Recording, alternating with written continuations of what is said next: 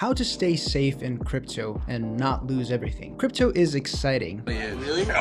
It's fast, borderless, permissionless, and if you know what you're doing, it can open doors that traditional finance just can't. What about the money? People are making money trading, staking, flipping NFTs. NFT, huh? Hey, I got an NFT for you.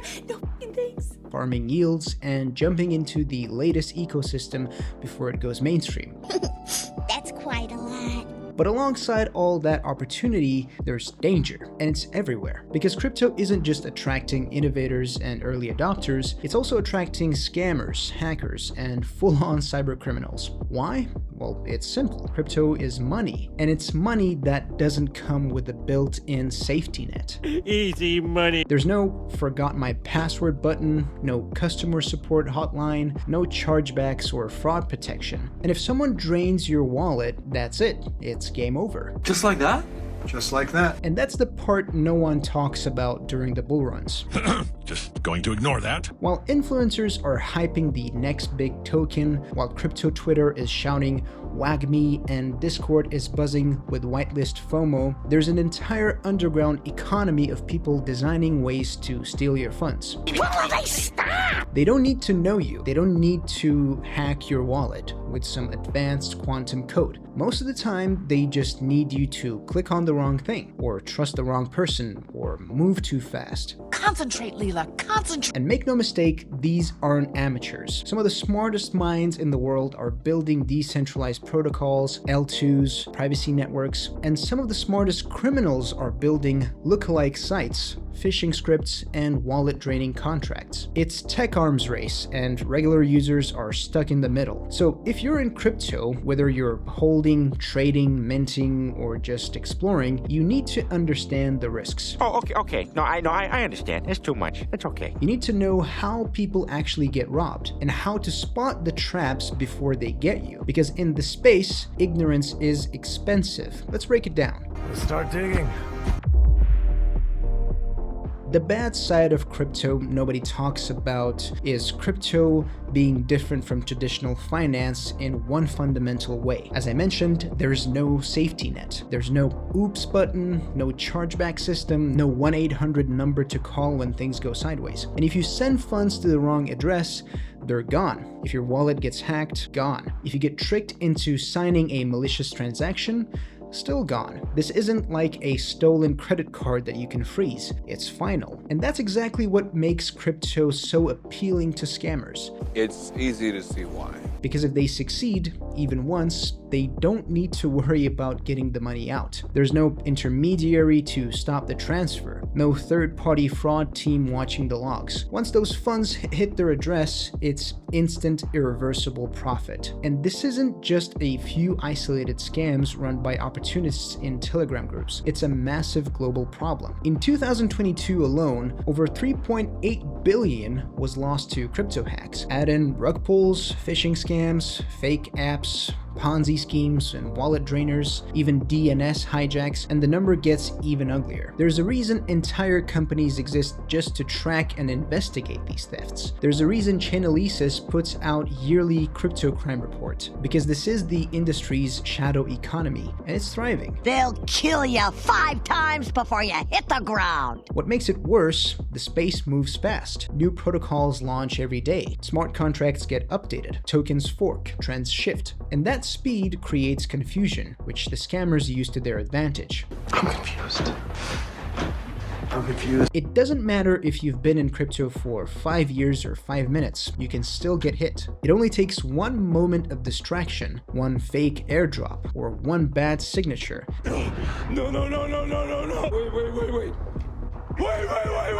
And it happens all the time, not just to random users, but developers, founders, influencers, and traders with 7-figure wallets. The truth is, in crypto, the price of freedom is responsibility. And if you're not careful, that price can be everything you own.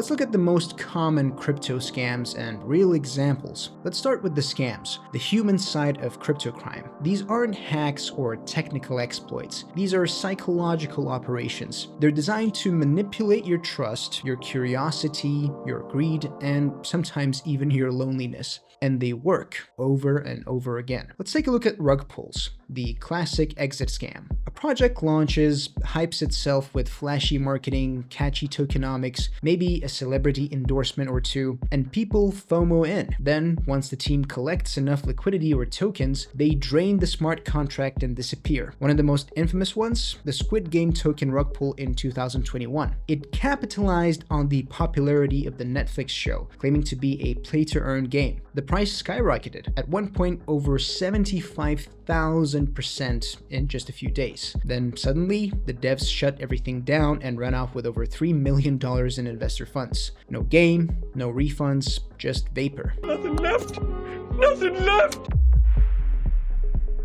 Next, let's take a look at fake giveaways. You see it everywhere, on Twitter, YouTube, even hijacked verified accounts. Send 1.5 ETH and get back 1 ETH, usually impersonating someone famous like Elon Musk, Vitalik, CZ, Mr. Beast, with the promises of limited time crypto events. These scams use live streams, fake bots, even deep fake videos, and paid ads to look convincing. But the second you send funds, they're gone. No one reputable is giving away money in exchange for money. That's not generosity, that's bait.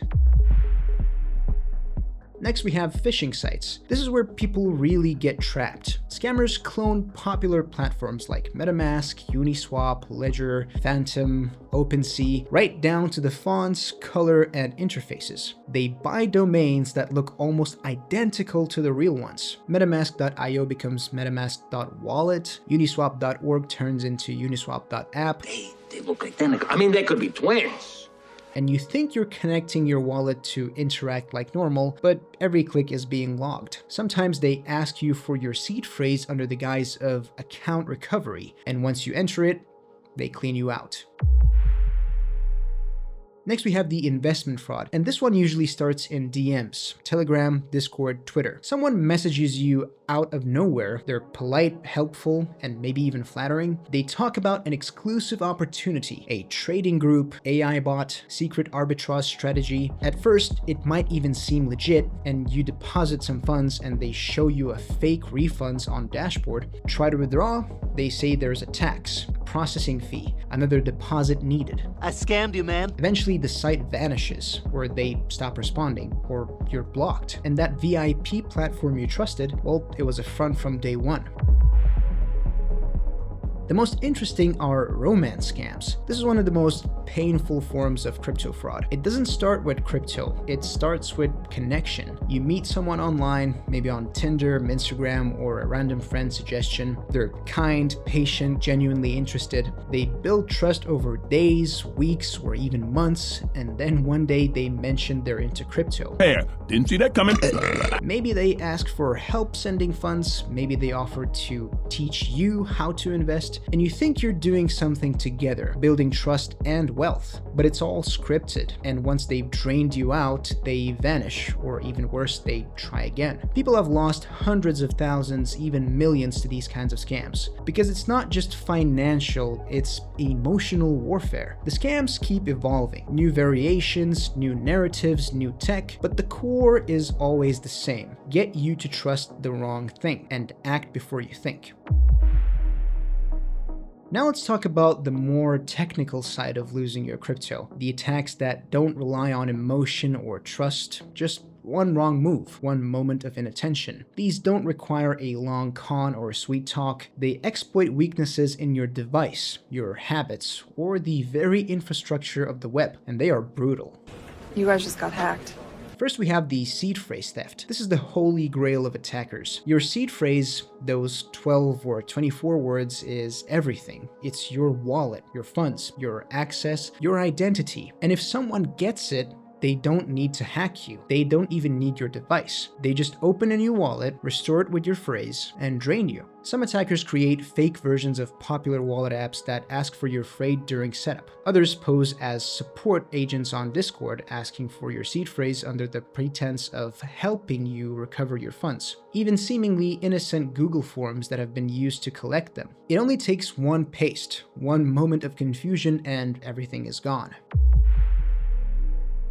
Next we have clipboard hijacking, and this is one of the sneakiest. You copy a wallet address, maybe your friend's or your cold wallet for example, planning to send funds, but hidden malware on your device is watching your clipboard. The second it detects a string that looks like a crypto address, it silently swaps it with the attacker's address. You didn't notice, you hit send, the transaction confirms, but the money didn't go where you intended, it went straight to the attacker.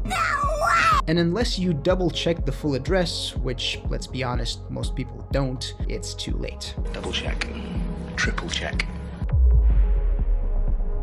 Next we have front-running bots on DeFi. This one happens in the mempool, the waiting room for blockchain transactions. Let's say you're swapping tokens on a DEX, like Uniswap. You confirm the trade and your transaction enters the mempool, but before it's mined, a bot detects it, copies it, and resubmits it with a higher gas fee, jumping the line. The bot buys ahead of you, drives up the price, and sells you into your buy order. You get a worse deal. They make a profit, and it's called front-running. And in traditional finance, it's illegal. In crypto, just part of the game. This happens all the time, especially on volatile, low liquidity tokens where the price impact can be huge. Gosh!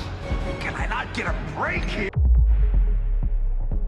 Next we have wallet drainers. There are fake dApps or malicious smart contracts designed as normal websites. They often look like new NFT mint pages, DeFi platforms, or airdrop claims. You land on a page, click connect wallet, and sign the transaction that looks harmless. But what you're actually doing is giving the site permission to move your assets, and sometimes all of them. In early 2022, a fake airdrop campaign mimicking OpenSea tricked users into signing malicious signatures. Over 1.7 million in NFTs were stolen in one day. No virus, no hack, just one bad click and a blind signature. The worst part, these attacks don't even need your seed phrase. They rely on the fact that most people blindly click sign without reading the transaction details. There's no escape! No escape! Next we have DNS hijacks. This one targets the infrastructure you rely on to navigate the internet. Even if you type in the correct URL, attackers can still get you by hijacking the site's DNS records. In 2022, attackers compromised the DNS of Convex Finance, redirecting real traffic to a fake site. It looked like Convex, it functioned like Convex, but it was a trap, and anyone who connected their wallet had their assets stolen. These attacks are rare, but devastating, because even careful users can fall for them. The URL looks real, the site is real, until it's not. These aren't just theoretical. They happen every day, sometimes to new users who didn't know better, and sometimes to experienced users who just moved too fast. It could be anyone. Now let's look at how to protect yourself in crypto. The good news, Good news, anyone? most of this is preventable. You don't need to be a cybersecurity expert or memorize white papers. You just need to build good habits, stay alert, and treat every interaction in crypto with a healthy dose of caution. And here's how to do that. Never share your seed phrase. Not with the support, not with your friends, not with anyone. If someone asks for your seed phrase, they are trying to rob you. Period. No legit project, wallet, or protocol will ever need it. And if they do, run. Run!